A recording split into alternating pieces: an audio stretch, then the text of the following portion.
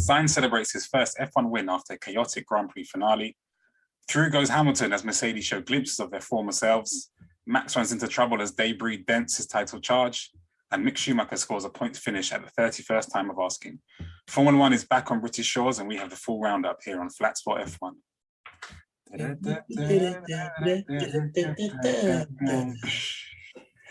Hello, welcome to Flat Spot F1. In case you're wondering, that is the jingle. We sing it every week, so it might change. You never know. I'm Harry. Today I'm here with my friend Jordan. Say hello.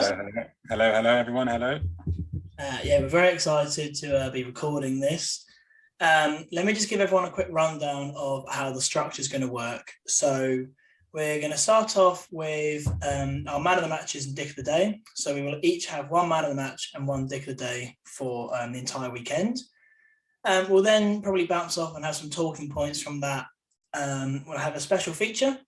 You know, it will either be stats and facts from the weekend or an on this day section from myself, just to kind of, bring some variety into the podcast. We'll then have some questions. So any questions that we didn't cover during the talking points, and then potentially if there's any other, outstanding motorsport questions from the weekend, I can just hear Jordan's cat meowing in the background. You might not have got that. And then we'll just got predictions. So we are going for top three predictions. So that will be predictions for Red Bull, Ferrari and Mercedes, a midfield prediction, and we'll do a championship prediction each week. But I doubt that will change much going out through this season. But you never know. Anyway, so yeah, how are you, Jordan? What did you think of the British Grand Prix in general? I'm good. It was good. It was a good weekend overall. The British GP sort of capped it off. I was really impressed. It's always exciting when sort of the F1 comes back to Britain, and Silverstone is probably my favourite track. No bias there, of course. And it sort of started off well with Brundle's grid walk was great. We saw Stormzy there. Stewart, Tom Cruise gave a very sort of strange mumbled interview that was very quiet, I thought. Very quiet, yeah, and he looked very reserved but happy to talk to Brundle. It was good, and the race was already good, and then we're going to talk about the finale, I think, in the end. And how was yours? A little birdie told me you were there in person, Harry. Yeah, mine might have been a little better. I was actually at Silverstone this weekend from Thursday to Monday morning. In case you can't hear, my voice is a bit croaky. That is from the weekend, mainly chanting on Lewis Hamilton. It was amazing. Like, if you've never been to an F1 race, go to Silverstone as your first race, because the atmosphere is just incredible. There were 400,000 people there the entire weekend. Record crowd. 50,000 people turned up on Thursday, so you could do the fan zone. Sky Sports F1 did like a show. An example was on the main stage. And there was 50,000 people there on just no racing happened. Like, it was just busy all the time. It was so good. That's insane. But sort of run us through sort of like how each day went. Did you have to line up for ages to get into qualifying and practice, or was it quite smooth? No, so we had grandstand tickets, because I went last year and we had general admission tickets, but it was only £90 more for the grandstand tickets. So for the Friday and Saturday, you can sit in any grandstand.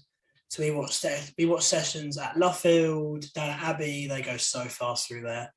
Maggotts and Beckett's, we watched qualifying there. That was great. And also down at Stowe, and we sat in the grandstand.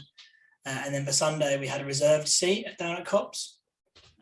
So last year when I did general admission, you could do the Friday grandstands, but Saturday and Sunday, you had to like bring a chair and sit down in like a general admission area. So that was kind of getting up really early and making sure you got a good spot. Whereas this year it was so much easier. That's good. And sort of at Copse must have been a good seat, because there was some serious action there. We're going to go into a bit later. There was. I would say watching them fly through Copse was very impressive. Maggotts and Beckett's is the best place to see them because the speed they take it. Unfortunately, it was raining when we saw that session, but it was still impressive to see the spray and like how quickly the track dries up as the cars go by. Like, it was really cool. Did you get a good look at Leclerc's move on Lewis on Copse? Yeah, we did. That was impressive. It kind of wasn't really picked up, because you get like track commentary and there's like big screens, and it kind of wasn't picked up. But yeah, we went through it like, oh my god, that was amazing! Like, just round the outside, proper good. I think Lewis in his post race press conference, had a bit of a dig Max Verstappen, saying, "See, you can go through there together." Yeah. And it was really good to see, because I've even got friends who we call them Drive to Survivors, right? Who've just tuned into Formula One this year, and they sort of missed out on Lewis as a driver, so they haven't really seen him in top form because of the car, and compared to last year. And then this is the first race where he was sort of really on top form, and it was just like, it was a joy to behold just to see him go head to head of another good driver in Charles. He's such a good driver. It was so clean, their racing, like the entire mini sprint, if we're going to call it. Like, it was just very impressive to see. Yeah, no controversy, which is good to see. It's just good, clean racing.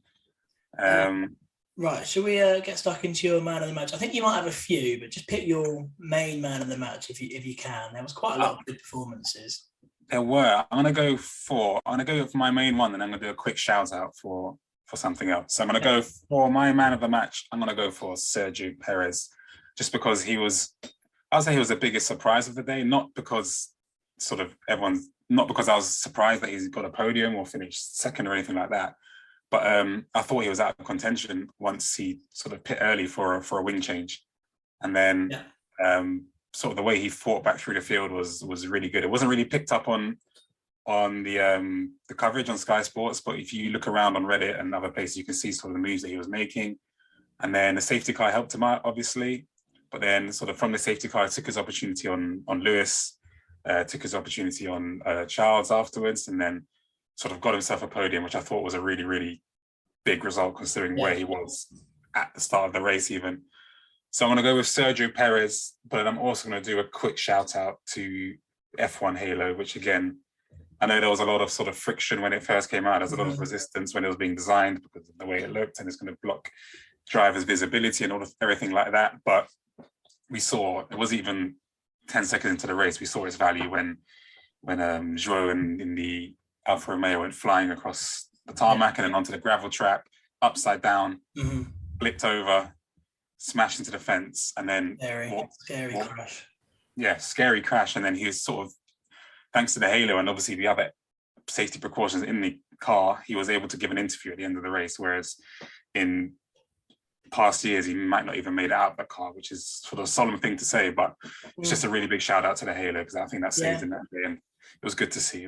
Yeah, no, I agree. I think let's speak about Perez in a bit, but obviously that crash is the main, talking point. Even people that don't follow F1 regularly were like to me, "Did you see that crash? It was on the news." Yeah. It was quite spectacular. I mean, a car should never roll over like that for the first point, so they need to look at why that happened. Obviously, you're correct. The halo saved his life completely and made that he could just walk out and just have a chat with Stefano Domenicali. Like, that's just crazy.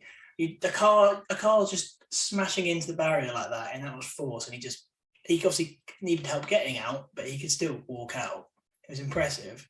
Yeah. I don't know what the atmosphere was like on the telly, but it was actually quite tense around the track because we didn't really know what was going on. We didn't really see the crash unless you were at Abbey where it happened. So it was quite silent in the grandstands almost until you heard good news. Yeah, I think even on the TV, so they didn't show the replay for a long time because they obviously don't want to show a replay of someone who has potentially died, if that makes sense. They weren't sure what condition he was in. And there was sort of some radio transmissions going around where people were asking and they were getting sort of vague answers saying, "We're not sure yet." And then sort of they popped up with the good news, which is good to see. But it took a good sort of 10 minutes. So it was a bit scary at the time. It was a while. Good to see that he's okay. And did you see the chunk of tarmac that it took out? Yeah, I saw sort of everyone rushed onto the track afterwards to have a look, and there's just a massive dig in the road, wasn't there? Which is scary to see, and I still don't quite know how he flipped over like that. And obviously, I know they're looking into it because I was doing a bit of reading today into sort of why that happened, and let's make sure it doesn't happen again. But yeah, that was really, really scary. But obviously, glad he's okay. Glad Albon was okay as well. He had a nasty. I mean, it was just chaotic. Like we'd see these broken cars come past down at Cops. We had Tsunoda with half a wing missing, Esteban Ocon with his wheel flying off. But it was good to see Albon was okay as well. He actually did go to the hospital because I think he obviously shunted into the wall, then got shunted by I want to say Ocon, shunted by Ocon. Yeah. And then shunted by Tsunoda the other way. So I think it was just the impact that probably meant he went to go a proper checkup. But amazing that from that incident, we actually only had 3 retirees when there was just so much carnage. And also, before I hug all of the man of the matches, shout out to George Russell for jumping straight out of his car.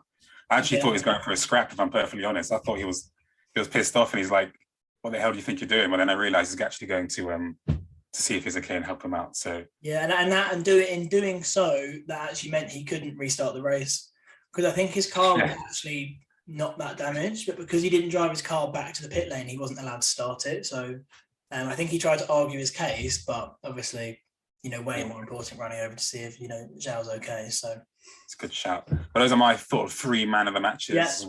What are you going? You've covered a lot there. I just want to praise Perez, because I think I agree with you. I think he had a great weekend. Yes, he got lucky with the safety car, but you make your own luck sometimes. He was in a position at the right time. So yeah, I think I agree with that. So I'll do my man of the match. I'm not biased. I'm a little bit, but I'm going to go for Lewis Hamilton. We did some practice, podcast getting ready for this one, and in the Canada podcast, I actually predicted Lewis would win. He nearly won. He produced a mega drive. That Mercedes clearly has some great upgrades. He was catching the Ferraris, and I genuinely believe that if he was put on the medium tyres, he might have won the race. They put him on the soft, and it was clear the medium tyres were the way to go. Yeah. But yeah, I was sat in the grandstand thinking, I'm surely not going to see another Lewis win. Like, could it actually happen? And the times are going down and down and down, and then he was leading. You're like, no, surely not. But sadly, not to be. I think, the safety car hindered him a bit, and I think wrong choice of tyres. But what a weekend! Yeah. I was going to ask, do you think without the safety car when he was on his hards and sort of catching the Ferraris, do you think he would have had enough to get to Leclerc? I know there's a decent gap there. Yeah. He's definitely taking Sainz. Yeah. Sainz saving fuel and coasting and driving quite slow, but maybe he could have got the win there if it wasn't a safety car. I'm not sure. I do think those hard tyres weren't working with the Mercedes very well. Obviously, the hard tyres just seem to fall off. I think the Milton Keynes microclimate, as we decided to call it over the weekend, was just messing with the tyres completely. Honestly, the weather was all over the place, right? I hardly packed like winter clothes, but I was sat in the grandstand because we decided Friday to wear shorts. I had the towel that I bought from the shop because I forgot a towel over my legs, and 3 layers on with 2 hoods up. We were so cold. It was just windy, awful. And then like sometimes it was like really sunny. You get down from the grandstand and it was really sunny. It's honestly Milton Keynes microclimate. To be expected. Yeah, not what I expected at all. But yeah, no, I think it's just the tyres weren't right for him. I don't think he would have done it. Maybe P2, but not caught Leclerc. Perfect. So I'll just quickly, second man of the match. You've had I'll have 2. Not really, for a good performance, but Esteban Ocon for having that mechanical failure. Like, thank you, Esteban. I know it's a shame for you, but you produced that mad mini sprint race at the end, which was just amazing. Like, oh my God, it was so exciting. That was really good. And even from your perspective, it must have been really exciting, but from the TV, they had some really good angles of like 5, I think it's 5 cars, each from a different team. Yeah. Sort of chasing each other. Yeah, and it was so good. And the commentator was going wild. You could hear the fans, you could hear how loud it was there.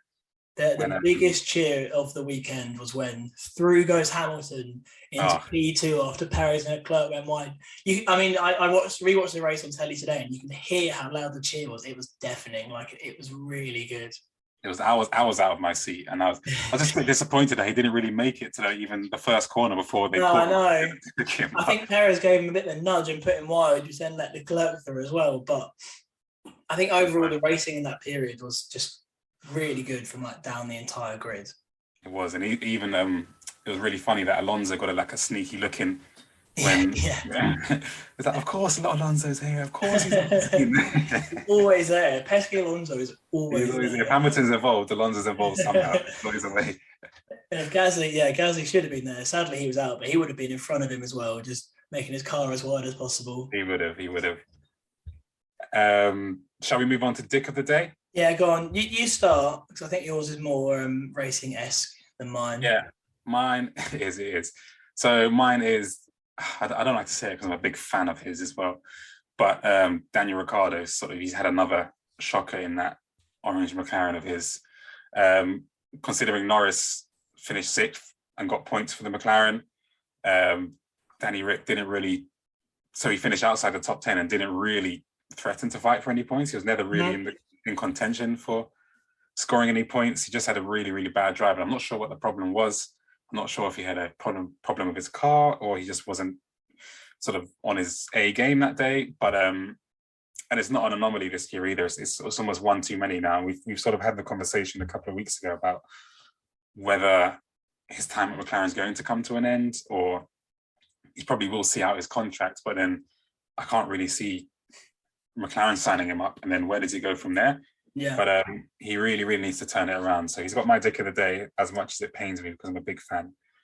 But I think he needs to be doing a lot better considering what Norris is doing.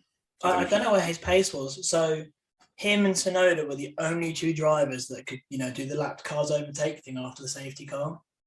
Norris was, battling for potential P5 with Alonso. Sadly, didn't get it because of the pit stop. And then Danny Ric was a lap behind. Like, how would you be that far off the pace compared to your teammates? So I do think I agree. He's just really struggled in that McLaren. Yeah, since day one. Yeah, since day one, he's sort of. I remember in his first season, he was saying it's more of an adjustment period coming from the Renault, which doesn't exist anymore. Coming from the Renault to the McLaren, he's like, oh, this car's a lot different. It's not really tailored to my driving style, but it's sort of after a year and a bit, it's kind of you don't really have that excuse anymore. Yeah. So, there's obviously something wrong going on there, and I'd like to see him get his mojo back, but it looks a bit daunting for him at McLaren at the moment. It does. It really does. I think. Yeah. I'm not sure. I think he signed on for another year, so they might keep him, but they've got promising drivers in all other series, IndyCar, Formula E. Now they've bought that Mercedes team. They've got Van Dorn and De Vries they could pick up on as well. So I think he needs to start, getting more shoeies, more shoeies in so he can keep that seat. I'd love to see a shoey. Yeah. Lando did a shoey on the main stage. There was like an F1 drivers forum, and he did a shoey from someone's shoe. At Silverstone? Yeah. Oh, I didn't see that on the TV. They do like a main stage event where the drivers come out and do like interviews to like everyone who's there. Apparently said it was disgusting, and I don't blame him. I've never heard a good review for a shoey. So no. Right, I'll move on for my dick of the day. Yeah. So obviously, Sky and everyone didn't really want to give it airtime, but I think it sort of needs to be discussed. So my dick of the day are those protesters who invaded the track at the Wellington Straight. Now, I obviously understand that everyone has a right to protest, and they're protesting about stopping oil. I think we need to think about sustainability and how our actions affect the environment.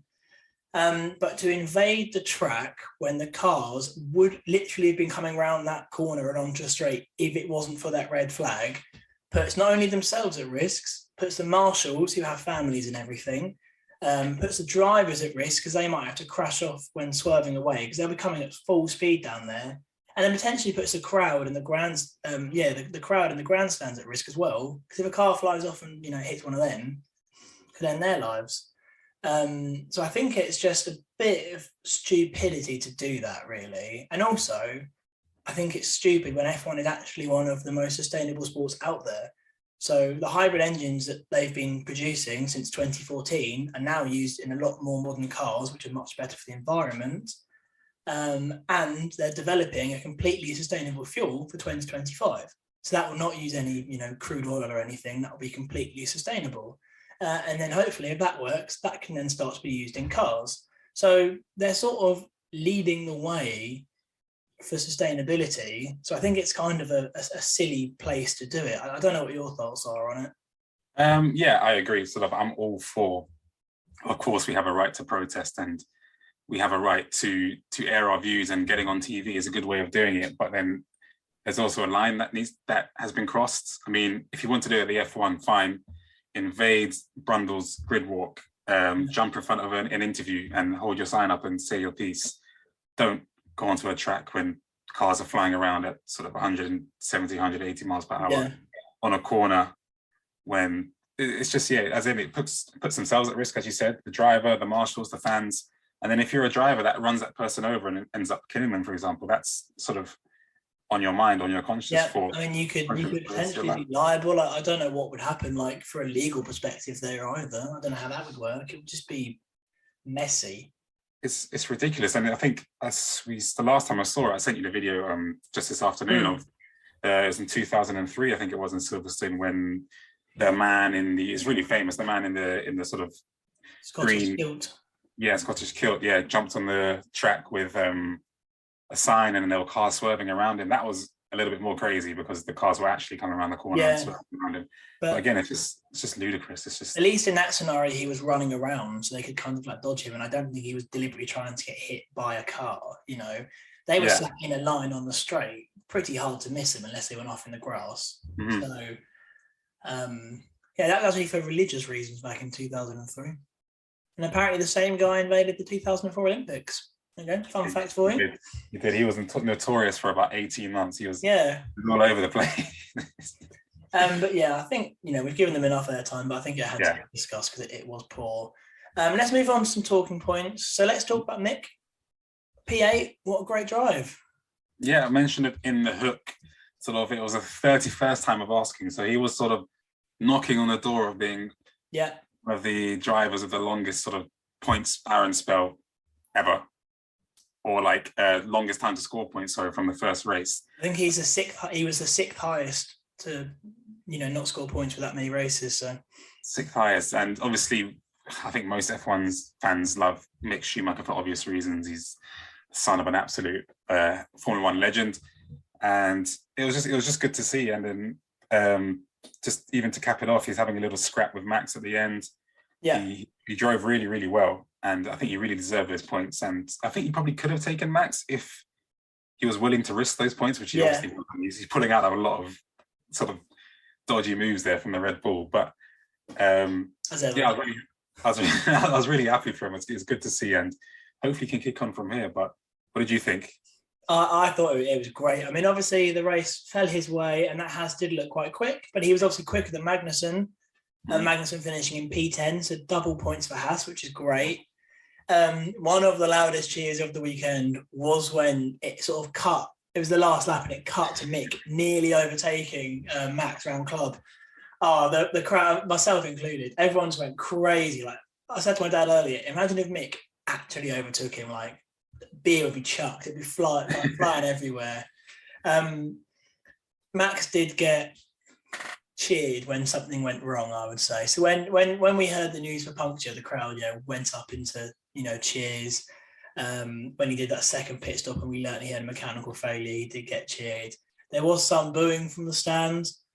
I didn't take part in it. I think it's not sportsmanlike personally, although I did cheer him when he crashed out, so maybe I'm being a bit of a hypocrite there, but not crashed out when he had the accident. Not the accident. The bit of carbon under his car. Yeah, stuck under his car, yeah. Yeah, that's it.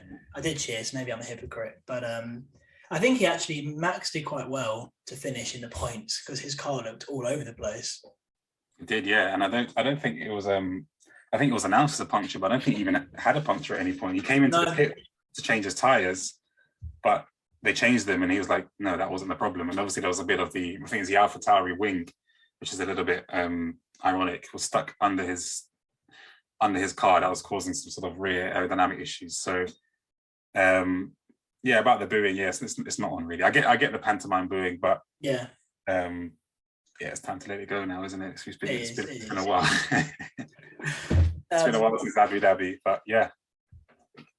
I thought, obviously he did well. I thought the wet quali was good. It was obviously the British Grand Prix. It was going to rain at some point, but I thought that mixed up the grid nicely.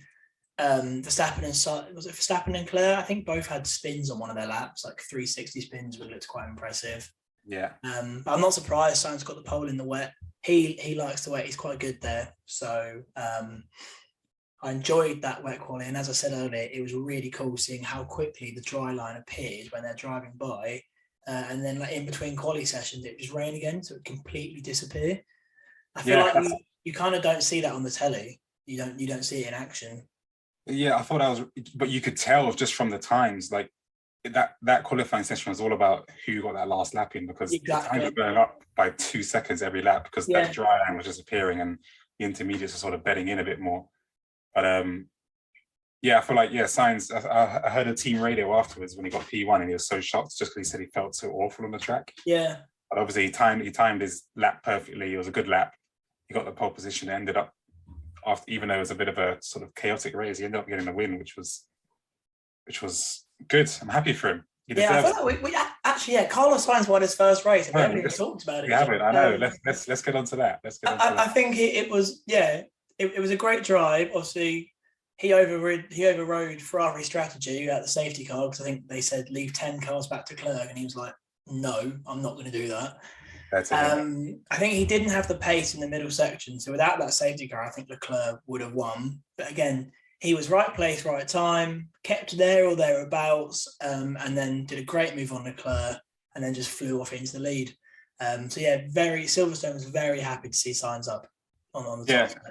He deserves it, and I feel like this Ferrari team sort of strategy and team orders is becoming like a talking point as the season goes on. Yeah, exactly. But for me, it was very sort of cheeky of them to ask him on the fresher tires to back up Lewis, who was himself flying, and probably would have taken Sainz if he did leave 10 car lengths. So I think he was well within his rights to say. I think he said stop inventing. I think that was his catchphrase. He's telling the team to stop inventing rules, stop inventing, which is fair, because I mean, I get it. Charles Leclerc is probably the golden boy for Ferrari. They want him to win the World Championship, but everyone's there to be the best, right? So and you want to win the race, first and foremost. Constructors Championship's important as well. So, and I feel like even throughout the race, sort of the team orders they were giving, they were sort of detrimental to their strategy. They were, I think Sainz was slowing down Leclerc, for example, and they were letting Hamilton catch up, and he just wouldn't make the switch, and then they made it too late. And then at the end, they're like, "Oh, we're not making the switch," even though Sainz was in better position to win the race. It just didn't make any sense to me. But no, it was odd. So one of the questions I had was, did Ferrari succeed or fail at strategy over the race? So if we're including Sainz's input to the strategy, was their overall strategy a success or like a failure? I think overall, I would say it was a general success. I think it wasn't perfect. It could have been perfect, and they probably could have got a 1-2 out of it. I don't know why they didn't pit Charles when a safety car came out. So they sort of left him. I think he already round the pit lane, and then by the time he got back, he might have lost positions. That there must have been some reason like that, because it's stupid otherwise. They were saying in the comms that there were, I think, from the safety car to when Charles went past the pit stop, there was 11 seconds. Right, okay. 11 seconds to make a decision.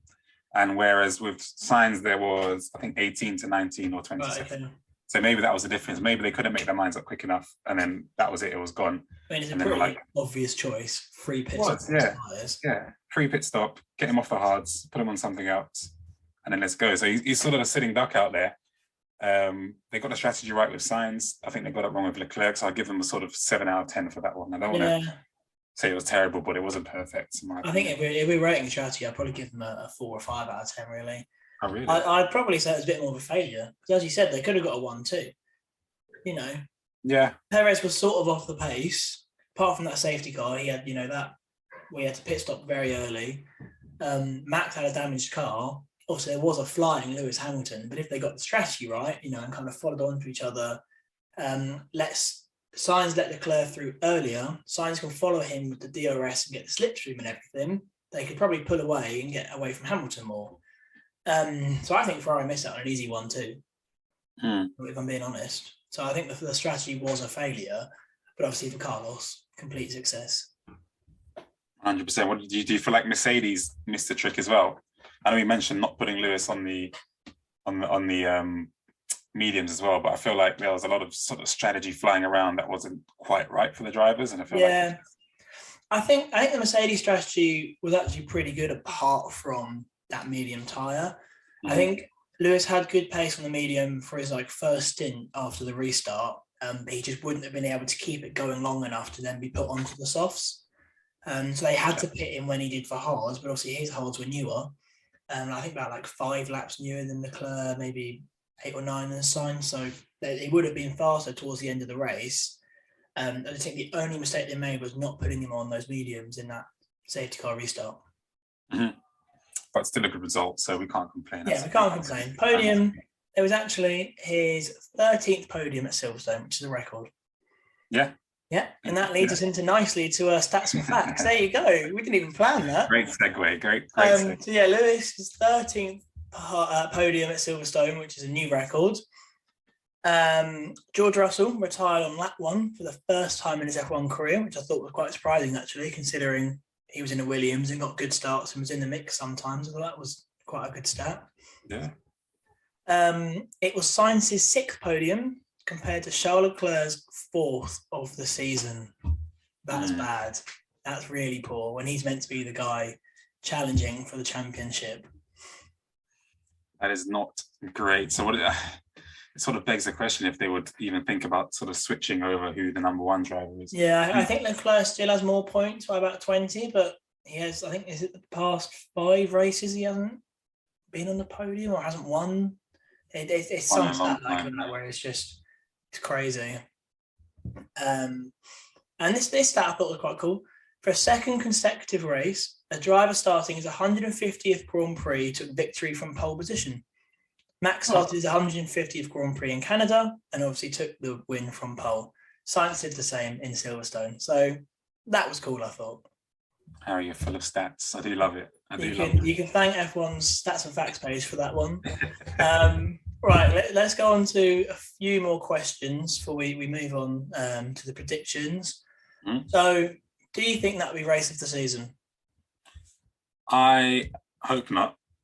Okay, optimistic. I hope not, no. I'd say it was an amazing race. It had everything, and if you were to sort of plan one of the perfect F1 races, that would probably be close to it, or sort of it'll definitely have elements that you put in your perfect F1 race. Yeah.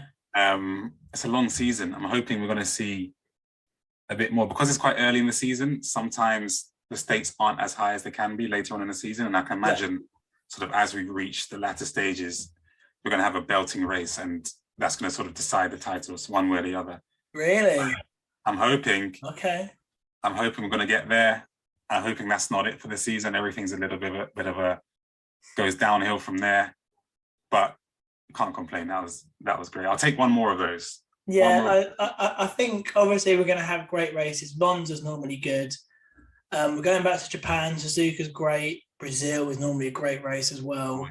So we got some good races coming up. I just think, as you said, that was the perfectly planned race. You know, a big crash where actually no one was hurt, which is a miracle, and then strategy, safety car, overtakes, all that racing, like first time winner. You know, home crowd, that home driver on the podium. So I think that could be race of the season. I'm going to say it right now. That will be race of the season this year. Harry, you need to be more optimistic than that. No. I think we'll have some good races, but I just think nothing will top that. Maybe I'm biased because I was there and I've still got the adrenaline and everything, but I still think it will be the best one. I feel like that's something we said about 8 times last season. There were so many good races. We're like, no, that's the best race. Nothing's going to top it. Yeah, that's it. The best. And then every week it was something else. It's like, no, that's the best. It's like Russia was the best. You're like, what? Hang on, what? How was Russia the best one? But it kind of was. Russia was great. That's what we needed in Silverstone, rain. Yeah. Rain, but we didn't get it. But I don't think it needed rain though. It just didn't need it. That would have been too much to handle. It was good enough without, and then hopefully we're in Austria next, aren't we? Hopefully, yeah, it's a sprint race. Yes. So that'd be interesting. Do you think Mercedes can keep up the pace? Do you want me to speak with my head or with my heart? Let's go ahead because I know what your heart thinks. My head says no. My head says that Silverstone was sort of very smooth surface, sort of tailor-made for that Mercedes, and that kind of showed.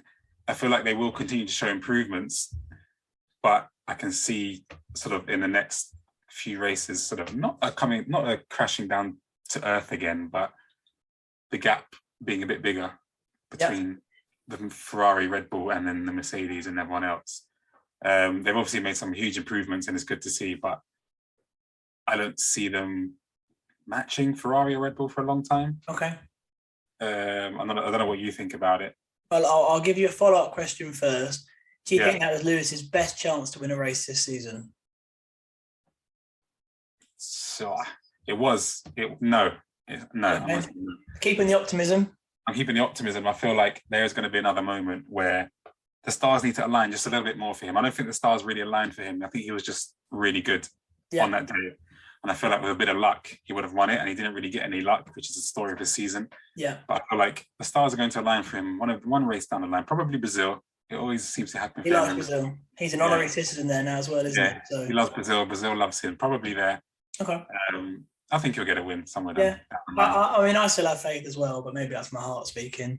Mm-hmm. I think, again, go with head. I do think Mercedes will keep improving and keep on the pace. So Anthony Davidson, Sky Sports F1 pundit, but also the simulator driver for Mercedes, said in an interview that that's the best the car's ever felt this season. And he thinks that France will really suit Mercedes because it's a kind of similar track to Silverstone. So it was interesting to see how they perform in France, especially if that's a dry race, because they didn't really seem to suit the wet during qualifying. I think it's developing. And Mercedes, they're winners. They have winners mentality, and I don't think they will stop until they can start challenging for race wins more frequently and everything. I think let's see where they are in France, and let's see if they can keep it up. I'd like to see it. France is in the end of July. So that's I think it's the 24th of July. So the next, not one after Austria. So it'll be then. So it'd be good to see. It's a good track. So we could see a win there. I'll be excited. I'm excited. Excited for France. Never thought you'd say that. Right. So sort of final question is, and obviously you can't really answer this yourself, but maybe you can have a look at it from aspect of, watching it on the telly. But do you think Silverstone is sort of the best race for atmosphere on the calendar? Now, I know the Dutch Grand Prix looked mega. Austria is normally quite good as well. But do you think, take British bias away, which, is a thing. Do you think it's the best race? I think it is. I think sort of the way it goes with English sport, you could make a sport up tomorrow and English people will turn up and scream their lungs off, you know what I mean? So they sort of love any sort of sport, and especially when we've got sort of three good drivers in Norris, Hamilton and Russell, obviously, makes it a lot more exciting.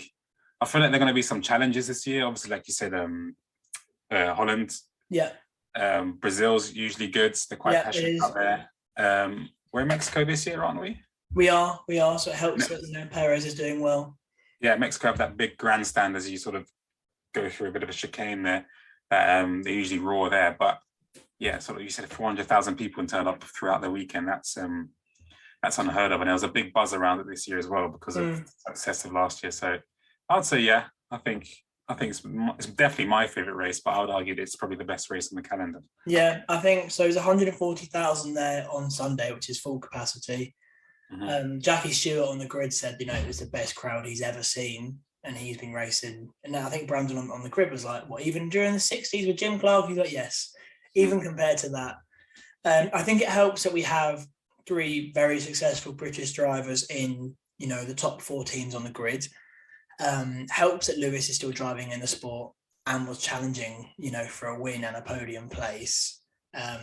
Lando was getting a lot of cheers in the grandstands, but not as much as Lewis.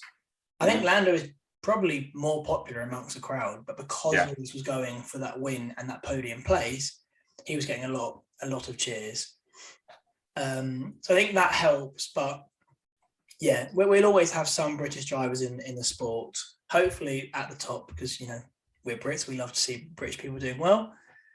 I think I'm obviously biased because I went there, but I think it's the best for atmosphere and noise on the grid or on the calendar. I agree. Hopefully we can go there together next year, actually. That'd be good. That'd be good. Flat Spot F1 takes over Silverstone Grandstand. Yeah, you might see us on the grid shoving Brundle out the way. That'd be great, wouldn't it? Getting interviews. Martin Brundle, Sky Sports F1. I hear you've got a good podcast. So, yeah, we do, Martin. Thank you very much. You'd love it. You never know. Silverstone 23. Let's aim for that. See how it goes. Right, so let's move on to the predictions. So Yeah, I'll give another run through how this goes. Every week we're going to do a top 3 team prediction. So we predict how either Ferrari, Red Bull, or Mercedes do, like, as a team or as drivers. And then we'll have what we call a midfield prediction. So everyone down from that, essentially McLaren downwards. And then we'll think where the momentum is swinging. We have done a few of these before, but we'll slate points. You'll be glad to hear, Jordan. Thank you. But we will, obviously review our predictions that we did last race. So I predicted that Lewis would win Silverstone. Nearly happened. I won't give myself a point for it, but it did nearly happen. And I predicted Albon points, which didn't happen, unfortunately, because he had that crash. What were your predictions for Silverstone? Harry, I've forgotten my predictions, unfortunately. Oh, and this is amateur hour. And that is amateur hour, and it's good because you keep getting it bang on and I keep getting it way off. So I'm good that you sort of wiped the slate clean. I feel like you might have said Mick points. I'm not going to lie, but it's your loss now. It's your loss. I usually say Russell win. So I'm going to go, I said Russell win, and I said Mick points. That's what I said. Well, but you're not getting the point for it because there's no evidence. We're not he should not be named Mr. Massey. Mr. Massey, no evidence. That's okay. Right, go on then. Give me your top 3 team prediction for Austria. Top 3. I'm going to go. I feel like I've pronounced his name in every variation possible in this podcast. But Charles, I think I said Charles. I think I said it all. Charles is definitely wrong. I know that for certain. Let's go Charles. Charles Leclerc to get a win and get his title ambitions, aspirations, title run back on track. Okay. I feel like he's due one now. It's been a while, as you said. I think it's been 5 races, 6 races since he's got a win. So he's due a bit of luck. He's due some good strategy from his team, and he's due a win to get those points and put the pressure back on Max, because we don't want to see Max running away with it. Do you think he'll dominate the weekend? Do you think he'll do well in the sprint? I think I can see him potentially sort of starting on the front grid, maybe not first. I feel like Max will get first because he loves a bit of Austria, doesn't he? Always home race, Red Bull. More as a home race, yeah. So for him, so I can see sort of Max getting pole. I can see maybe Max sort of winning the sprint as well. But I can just see something happening in the race that helps the stars align for Charles a bit. And maybe that's a slow pit stop. Maybe it's could be anything. A bit of bad luck for Max and anyone else that's challenging, but I'd like to see him get the win because it's been a while. After such a promising start, it'd be good to see him get a win again, I think. No, I think that's not a bad suggestion, but it's not quite as good as mine. I think Sainz will carry on his success and get a win. I think, like you, Max will get the sprint race. I think Max will get pole, but Max could potentially have more bad luck. I don't know, slow pit stop, whatever. And I think Sainz will take the win. It'd be good to see him, continue this run of good form and then perhaps, enter that title mix. Because, if Max has some bad races and the 2 Ferrari drivers keep it going, it could be more even, which would be good to see. So I'm going to say the other Ferrari driver for the win. Be a good battle as well if Sainz gets the win and say like Charles finishes 4th again or 5th. Yeah. And that gap closes a bit. It just introduces an interesting dynamic into the Ferrari team. So I'd quite like to see that. I can see it happening as well. Yeah, it could happen. Right, go for your midfield. Midfield, I have gone for Ocon to get top 6 again. Okay. He had a bit of bad luck, obviously, in the last race. I think in Canada, he finished 6th, if I'm not wrong. Yeah, Canada, he finished 6th. Did well there. Yeah, Azerbaijan, he finished 10th. So he went from 10th to 6th. He looked like he's sort of on his way to building up a bit of momentum, and then got some bad luck in the British GP, but I expect him to sort of get right back on track in Austria. I'm going to go for a top 6 finish. Might be a bit ambitious. Probably top 8 would be good. I get half a point for top 8, I think. I didn't agree with that. We'll discuss it. Yeah. We'll discuss that. I think that could happen. The Alpine looks fast. Alonso finished P5. Mm-hmm. They've had some upgrades and they did look good. So I think that's not too bad a shout. It is, and he's a good driver as well. And so he's got a win under his belt. So he should have some confidence as well. So top 6 for Ocon next week. Cool. I agree with that. I'm going for Lando podium. So he loves Austria. Got his first podium there. Don't think he got a podium there last year, but he might have actually in one of the races. But he seems to just really like Austria. I think it suited McLaren the past 2 years. Whether it does that this year, I don't know. But I'd love Lando to get on the podium again. He's such a great driver. I think he's a good ambassador for the sport as well. So I think he deserves another podium soon. So I'd like to see that. You were correct. Came third last year. There you go. It was because he overtook Lewis, didn't he? Yeah. Yeah, that was good. Everyone loves Lando. Like he's sort of got his, like you were saying, he's probably the most popular choice among the Brits for sure. He's got his YouTube channels, he's got his Twitch and his gaming. He really engages the young community. He is. He's super popular, and I'd like to see him. I really like to see him get his first win this season. I can't see it happening because the McLaren is obviously not a great car at the moment. But a podium would be good. He deserves a podium. He deserves a win, and hopefully we see that very soon as a Brit. I mean, the win nearly happened in Russia, but I think a bit of inexperience last year meant that he didn't pit at the right time, and it's on its way. He will be a race winner in the sport, as will George Russell. If they both get one this season, then that would be great. It means we'd have 13 drivers who've won a race on the grid, which is an impressive number. That'd be good. Right, so who do you think the championship is swaying towards? Who do you think has momentum going forward from this race? Do you know what? I feel like every week I say, momentum is going towards Max, but Max has got this. He seems to be getting like all the bad luck that you can get. Yeah.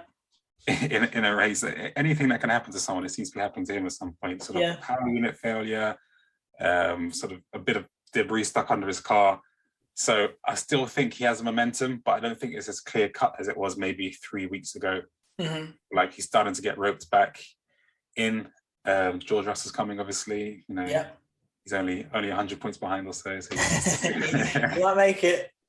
He might make it though. In all seriousness, sort of the Ferraris are pulling him in a bit. Perez is getting some good points tallies as well. I still, in my heart of hearts, I still think Max will win the championship, but I can foresee some drama going forward. Okay. What about you? What are you thinking? So I'm going to be boring and agree and say that I think the momentum's still with Max. But I'm going to be more boring and think and say that I don't think there'll be much drama. I think Max is a different beast when his car, and he has the luck this season. I mean, he was a beast in Silverstone for driving that car and finishing 8th or 7th or wherever he finished because it looked undrivable. I think he will wrap it up with a few races to go at the end of the season. But the cars are fast, and he's been driving well and has actually done some clean racing this year. So it's not too bad. Not that I'm a massive Max fan, but I don't mind him this season. So no, it's good. I mean, whoever wins it deserves it. That's how it goes, right? Yeah. He's sort of shown his quality again this year, and like you said, if he doesn't even need the rub of the green, he just maybe needs some average luck, and he'll win the world championship. Yeah, exactly. Yeah. Your cat, sorry, just for those, obviously you can't see this, but Jordan's cat has again come into fray. It's got like a little black spot by its nose. He's got like a little Marilyn Monroe spot. Yeah. Missed the trick. We called her Coco, but we missed the trick of not calling her Marilyn. But she's attracted to voices, so if she ever hears a voice coming from anywhere, she'll show up. She'll run over. We've got a lovely bow tie collar as well. Yeah, once we get the videos for these going, you'll see the cat. Yeah, the cat will feature. Cool.